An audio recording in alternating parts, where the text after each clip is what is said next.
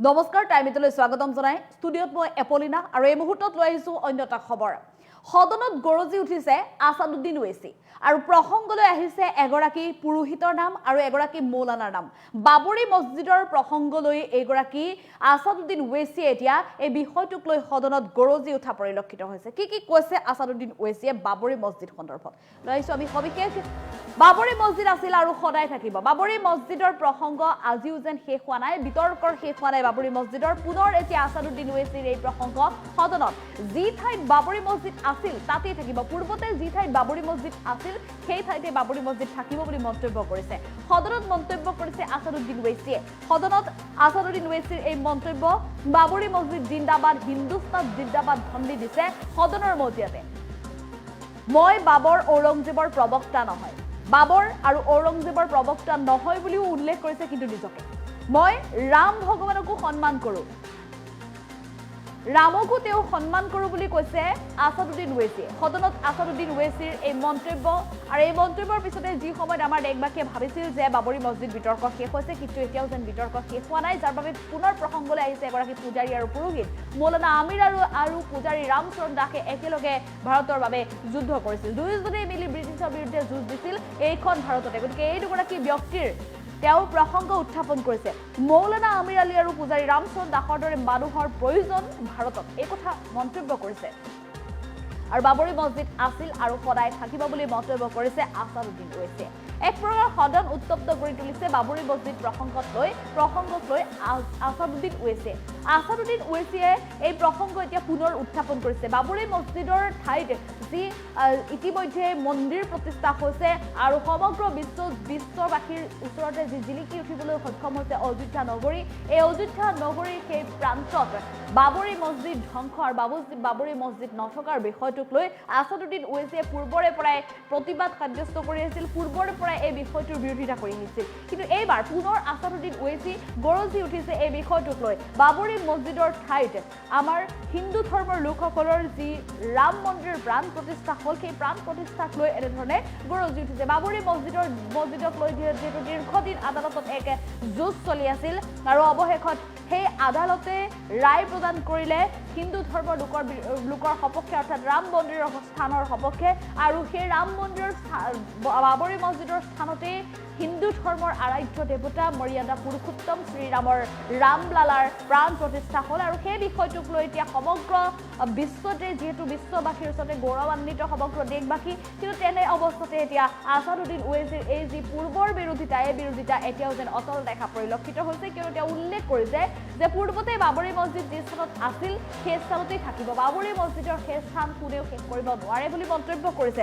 আসাদুদ্দিন ওৱেইচিৰ এই হুংকাৰে সদন উত্তপ্ত কৰি তুলিছে সদনত তেওঁ মন্তব্য কৰিছে দুগৰাকী ব্যক্তিৰ প্ৰসংগ উত্থাপন কৰিছে ব্ৰিটিছৰ বিৰুদ্ধে যুদ্ধ কৰা দুই ব্যক্তি হৈছে এগৰাকী আমিৰ আলী মৌলানা আমিৰ আলী আৰু আনগৰাকী হৈছে পূজাৰী ৰামচৰণ দাস এগৰাকী যদি মুছলমান ধৰ্মৰ আছিলে আনগৰাকী আছিলে হিন্দু ধৰ্মৰ ইছলাম ধৰ্ম আৰু মুছলমান ধৰ্ম ইছলাম ধৰ্ম আৰু হিন্দু ধৰ্মৰ এই দুয়োগৰাকী ব্যক্তিকে তেওঁ সন্মান কৰে আৰু এই দুয়োগৰাকী ব্যক্তিৰ দৰে ব্যক্তি আজিৰ দিনতো ভাৰতত প্ৰয়োজন বুলি উল্লেখ কৰিছে যিধৰণে তেওঁ বাবৰি মছজিদ বা অন্যান্য তেওঁলোকৰ ইছলাম ধৰ্মৰ ধৰ্মগুৰুক সন্মান কৰে একেধৰণে তেওঁ আমাৰ হিন্দু ধৰ্মৰ সেইগৰাকী মৰ্যাদা পুৰুষোত্তম শ্ৰীৰামকো তেওঁ সন্মান কৰোঁ বুলি মন্তব্য কৰিছে কিন্তু সন্মানৰ মানে এইটো নহয় যে এক বিশেষ ধৰ্মৰ লোকৰ ধৰ্মীয় অনুভূতিত বা আবেগত আঘাত সানি এনেধৰণে উচ্ছেদ চলাই এক নিৰ্দিষ্ট ধৰ্মক এনেধৰণে আগভাগ দিয়া বা সন্মান দিয়াটো তেওঁ কিন্তু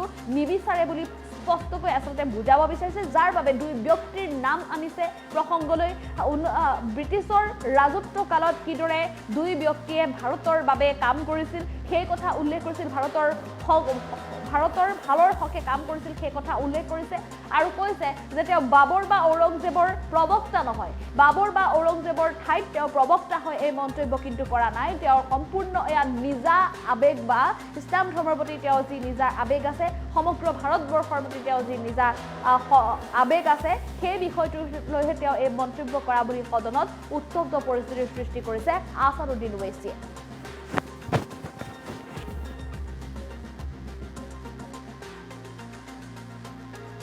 मेरी फिक्र में मेरा ईमान मुझे कहता है कि जिस जगह पर मस्जिद थी है और रहेगी। बाबरी मस्जिद है और रहेगी। बाबरी मस्जिद जिंदाबाद, जिंदाबाद, भारत जिंदाबाद, जय हिंद। मेरी फिक्र में मेरा ईमान मुझे कहता है कि जिस जगह पर मस्जिद थी, है और रहेगी, बाबरी मस्जिद है और रहेगी। बाबरी मस्जिद जिंदाबाद, जिंदाबाद, भारत जिंदाबाद, जय हिंद। श्री असदुद्दीन ओवैसी जी। मोहतरम चेयरमैन साहब, आपका बेहद शुक्रिया। मैं इस मोशन की मुखालिफत में खड़ा हुआ हूं। सर, मैं शुरुआत में हबीब जालिब का एक शेर पढ़ना चाहता हूं। आप उर्दू जानते हैं और लॉ मिनिस्टर भी उर्दू जानते हैं।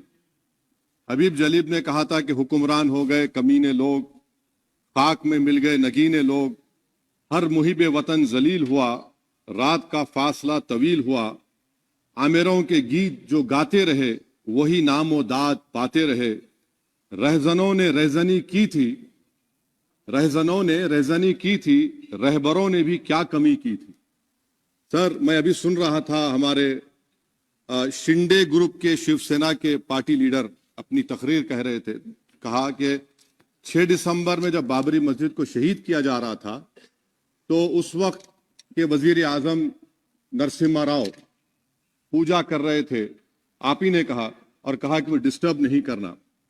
तो ये बड़ा अजीब मौका है कि बीजेपी की ताईदी पार्टी कह रही है कि नरसिम्हा राव ने कहा कि मुझे डिस्टर्ब मत करो, मैं पूजा कर रहा हूं, और जिसने रथ यात्रा निकाला, इन दोनों को मोदी सरकार ने इस मुल्क का सबसे बड़ा सिविलियन अवार्ड दे दिया, सबसे बड़ा सिविलियन अवार्ड दे दिया।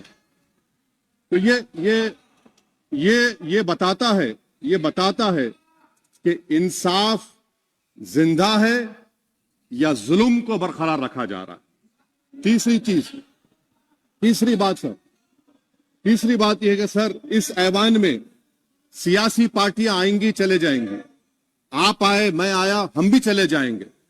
मैं इस जमीन की गिजा बन जाऊंगा, यह ऐवान तो बाकी रहेगा। मगर सर, मैं ताजुब कर रहा हूं कि लोकसभा मुख्तलिफ आवाजों में कैसे बोल सकता है। लोकसभा तो एक ही आवाज में बोलना चाहिए, और लोकसभा भी भारत के संविधान आइन के बेसिक स्ट्रक्चर का ताबे है। और सर, ये इसलिए कह रहा हूं कि 16 दिसंबर को ये ले कर देता हूं। 16 दिसंबर 1992 को इसी लोकसभा ने एक रेजोल्यूशन पास किया था। आप इजाजत दीजिए तो मैं पढ़ता हूं सर।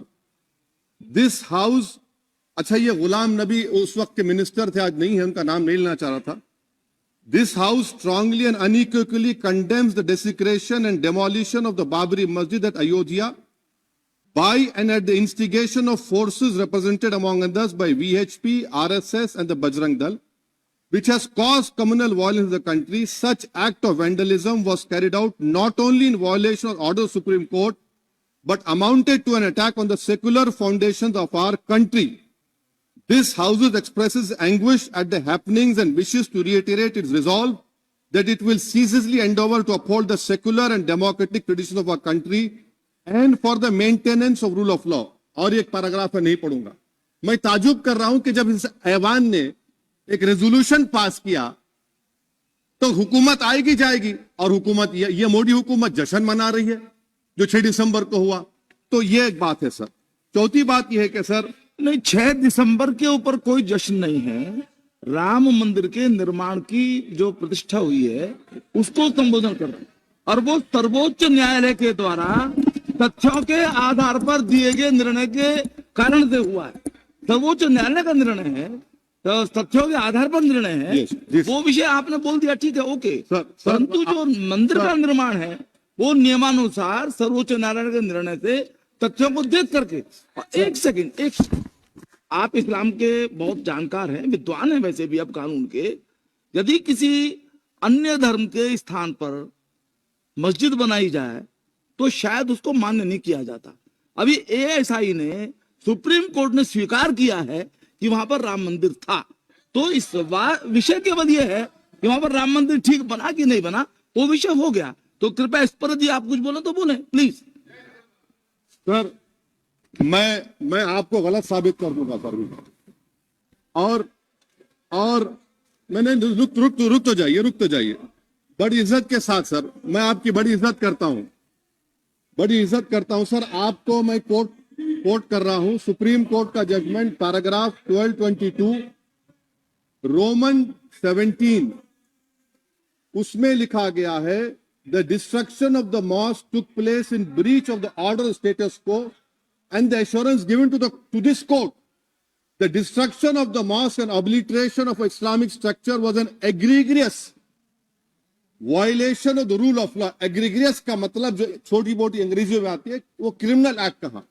और सर आपने कहा था कि वहां पर मंदिर को तोड़कर बनाया गया।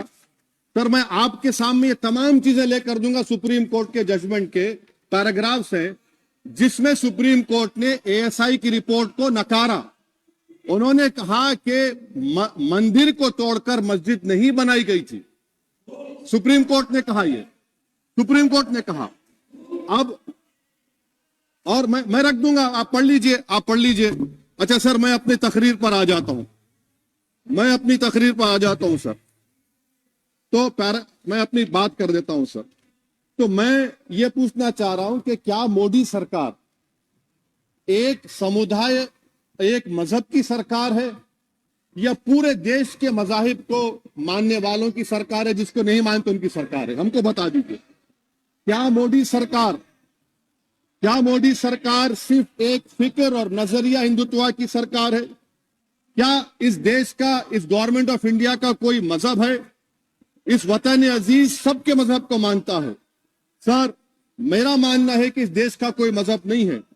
क्या ये सरकार 22 जनवरी का पैगाम देकर यह बताना चाहती है कि एक मजहब को दूसरे मजहब के मानने वालों पर गलबा और कामयाबी मिली? क्या आइन इसकी इजाजत देता है?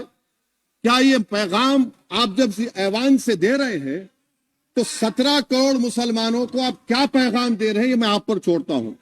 सर 49 में धोखा हुआ, 86 में धोखा हुआ, 92 में धोखा हुआ, 2019 और 22 में भी इस ऐवान के जरिए हमको धोखा दिया जा रहा है। और अफसोस के साथ कहना पड़ता है सर कि मुस्लिम अक़लियत को हमेशा यह कहा गया कि तुमको भारत के शहरी बरकरार रहने के लिए एक बहुत बड़ी कीमत तुमको चुकानी पड़ेगी, और हम पर इल्जाम लगा दिया गया। सर क्या मैं बाबर का स्पोक्स पर्सन हूं? क्या मैं जिना का स्पोक्स पर्सन हूं? क्या मैं औरंगजेब का स्पोक्स पर्सन हूं? बताइए सर, आखिर मैं कहां तक आप मुझे लेकर जाएंगे? दूसरी बात यह है सर, दूसरी बात यह है कि फिर 6 दिसंबर के बाद देश में फसाद हुआ, नौजवानों को टाडा में डाला गया जो बूढ़े होकर निकले। यकीनन आपकी सरकार नहीं थी, आपकी सरकार नहीं थी। अच्छा बल्कि मैं तो मर्यादा पुरुषोत्तम राम की इज्जत करता हूं, मगर मैं नाथूराम गोडसे से नफरत करता हूं। मेरी नस्लें नफरत करती रहेंगी क्योंकि नाथूराम गोडसे ने उस शख्स को गोली मारी जिसके जबान से आखिरी लफ्ज निकले हे राम। सर छठी बात यह है कि 87 में मलियाना हाशिमपुरा हुआ, 83 में नेल्ली हुआ, 44 में जम्मू में नस्ल कशी हुई, 2022 में हल्दीवानी में कत्ल हुआ। इतने धोखे सबसे बड़े किसको दिए गए? असदुद्दीन ओवैसी को दिए गए। मगर फिर भी मुझसे ही कहा जाता है कि वफादारी को तुम साबित करो अपनी ओवैसी। सर आज भारत के 17 करोड़ मुसलमान अपने आप को अजनबी और एलिनेट महसूस कर रहे हैं। मैं बहुत बड़ी नाइंसाफी होती है, सर ये कोई तारीखी नाइंसाफी को इंसाफ नहीं किया जा रहा है। स्पीकर बल्कि सर, अंग्रेजी में स्पीकर सर केवल एक प्रश्न का जवाब ओवैसी साहब दे दें कि बाबर को वो आक्रमणकारी मानते हैं या नहीं मानते? पुष्पमित्रा संघा को आप क्या मानते हैं? बताओ, पुष्पमित्रा संघा को आप क्या मानते हैं? जम्मू के वो, कश्मीर के वो राजा को क्या मानते हैं जिसके पास एक फौज थी मंदिरों को तोड़ने के लिए? आप क्या मानते हैं? यही तो मैं कह रहा हूं कि निशिकांत दुबे 47 में आजादी मिली, असदुद्दीन ओवैसी से बाबर की बात पूछ रहे हैं। तुम गांधी की बात पूछते, तुम बोस की बात पूछते, तुम जलियांवाला बाग की बात पूछते, तुम काला पानी में जो मुसलमान शहीद हो गए उनकी बात पूछते, मगर बाबर की बात पूछी जाती है। तो सर मैं मैं आपको बता रहा था, खामखा डिस्टर्ब किए सर, मुझे मेरा वक्त ले लिए निशिकांत दुबे। सर मैं आपसे कह रहा था, मोदी हुकूमत ये पैगाम दे रही है भारत के मुसलमानों को कि जान बचाना है या इंसाफ चाहते हो। मैं कह रहा हूं, मैं भीख नहीं मांगूंगा, मैं इस नंगी तासुब को कबूल नहीं करूंगा, मैं दूसरे दर्जे के शहरी के मौकफ को कबूल नहीं करूंगा, मैं अपनी शनाख्त को नहीं मिटने दूंगा। अब मैं झूठी और दिल फरेब बातों पर हरगिज भरोसा नहीं करूंगा। मैं वो काम नहीं करूंगा जो बीजेपी और नाम निहाद सेकुलर पार्टियां चाहती है। मैं वो काम करूंगा जो आपको पसंद नहीं है, संविधान के दायरे में रहकर। सर कंक्लूजन में मैं आपको बताना चाहता हूं कि आज इस देश को किसकी जरूरत है। इस देश को अयोध्या में, तारीख शायद नहीं पढ़ते होंगे, मौलाना अमीर अली कौन थे, पुजारी बाबा रामचरण दास कौन थे, अयोध्या के पुजारी थे।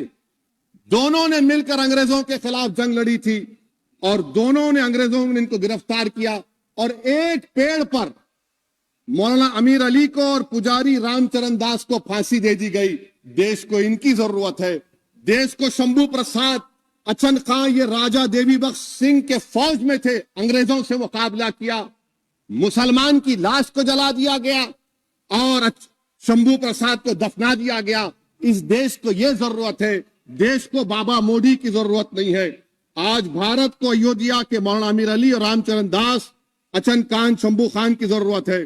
सर मैं अभी सुन रहा था ये नाम निहाद सेकुलर पार्टियों के बयानात को। क्या होता है सर, आप, खत्म कर रहा हूं, क्या होता है सर, जब काजी साहब गवाहों को लेकर दुल्हन के पास जाते कि तुमको निकाह कबूल है, तो दुल्हन शर्मा के खामोश बैठ जाती। तो इनकी खामोशी रजामंदी की अलामत है। जी जी। तो सर मैं खत्म करने से पहले यह बताना चाह रहा हूं कि जब वजीर आजम जवाब देंगे तो क्या वो भारत के 140 करोड़ जनता के लिए जवाब देंगे या फिर सिर्फ हिंदुत्व की फिक्र रखने वालों का जवाब, मैं खत्म कर जवाब देंगे। मैं ये देश, दुनिया, मुसलमान देख रहा है। सर मैं आपको यह भी बताना चाह रहा हूं, आखिर में कंक्लूड कर रहा हूं सर, 1 मिनट चाहिए, 1 मिनट चाहिए सर। सर मेरा मानना यह है कि आज मैं बहैसियत एक भारत के गयूर मुसलमान के, let me stand as a tall Indian Muslim and say that the light of Indian democracy today is at its dimmest today, sir. Sir, in